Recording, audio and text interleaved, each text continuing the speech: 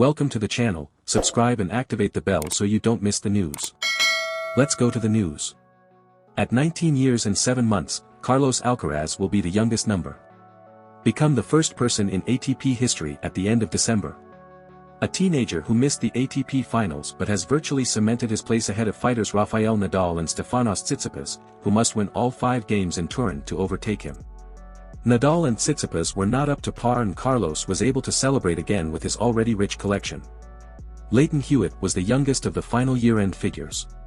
A player aged 20 years and 10 months. Alcaraz broke that record and set the bar high for upcoming competitors to challenge it.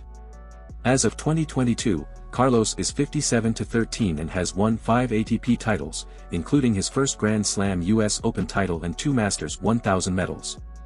Djokovic loses points in 3 Grand Slams. Alcaraz started the season outside the top 30 and found itself in the top 10 in late April.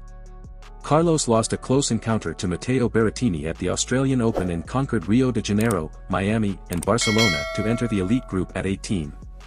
Alcaraz became the 3rd youngest Masters 1000 champion in Miami before celebrating his second ATP 500 crown in 2 months in Barcelona in April. Not stopping there, the young Spaniard won his second Masters 1000 trophy in Madrid, after victories over Rafael Nadal, Novak Djokovic and Alexander Zverev. Alcaraz started the season outside the top 30 and reached the top 10 by the end of April.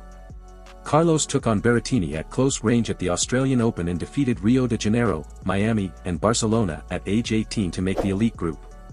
Alcaraz became the 3rd youngest winner of the Miami Masters 1000 before celebrating his second ATP 500 title in 2 months in Barcelona in April.